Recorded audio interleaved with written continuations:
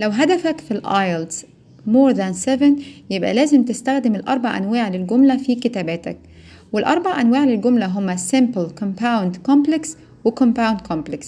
ولأنهم مش من الأسهل الحاجات اللي الناس بتعرف تكتبها، أنا قررت أشرحها لكم على جملة واحدة فقط، يعني جملة واحدة هتعلمك إزاي تكتب الأربع أنواع للجملة.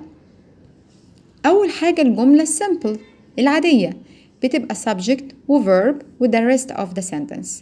الجملة اللي عندنا بتقول breadwinners work hard to afford their families essential requirements. دايما بفكركم بالكلمات breadwinners يعني الناس المعيلين اللي بيعيلوا العائلات بتاعتهم. work hard to afford عشان يوفروا their families essential requirements الحاجات المطلوبة المهمة لعائلتهم. الجملة اللي بعد كده وهي جملة الكومباوند، وجملة الكومباوند عشان أعملها أو أكتبها لازم يكون عندي واحدة كلمة من كلمات الفان بوي، وهحطه لكم هنا دلوقتي.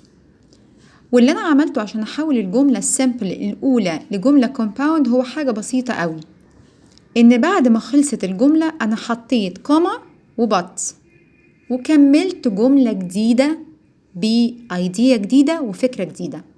كتبت but their children are affected negatively by the absence of parents.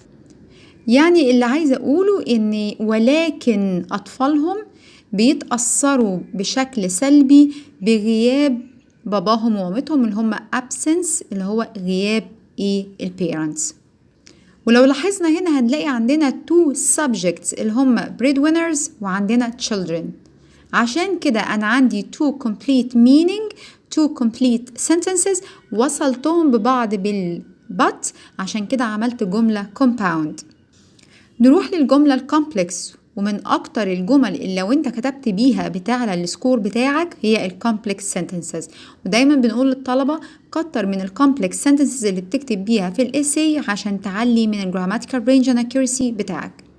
نكتب ازاي الكومبلكس سنتنس؟ الموضوع بسيط. انا بعد ما خلصت الجملة الاولى السيمبل اللي هي اخرها requirements حطيت كوما which وكملت meaning جديد بس مش complete meaning extra information مش essential، فقلت which affects their children negatively واللي بيأثر على أولادهم بشكل سلبي. لو لاحظتوا الجزء اللي بعد which هو مش مفهوم لوحده، يعني لو أنا جيت قلت لكم which affects their children negatively فأول حاجة انتوا هتقولوا هو ايه اللي بيأثر بشكل سلبي، لأن انتوا ما عرفتوش الجزء الأولاني بيقول ايه. فلما بنيجي نعمل complex بنلاقي جزء من الجملة مفهوم وجزء من الجملة مش مفهوم إلا لما أرجع للجزء الأولاني، لكن الكومباوند بيبقى التو بارتس مفهومين. آخر نوع معانا هو الكومباوند كومبلكس، وده ببساطة إن بعد ما عملت جملة الكومبلكس اللي فوق أنا هعمل إيه؟ هزود جزء كومباوند، يعني الجملة لحد النيجاتيفلي هي كومبلكس هزود لها جزء تاني compound، يبقى بقى عندي جملة compound complex، والجزء اللي بزوده زي ما احنا اتفقنا هحط كوما وand وبعد كده اجيب subject جديد لإيديا جديدة في الجملة او في الجزء اللي انا هكتبه. فالايديا اللي انا زودتها هنا هي ايه؟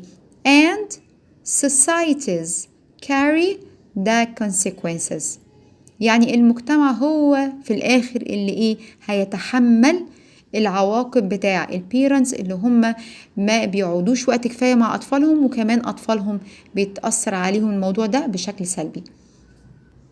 وبرضو لو لاحظتوا هتلاقوا هنا في الجملة two subjects breadwinners و societies، يعني كده أنا اتأكدت إن أنا عندي جزء من الجملة compound لأني عندي two subjects. ما تأجلوش مذاكرة الآيلتس محتاج تحضير ومحتاج تمرين كتير. بالتوفيق وتابعوني دايما.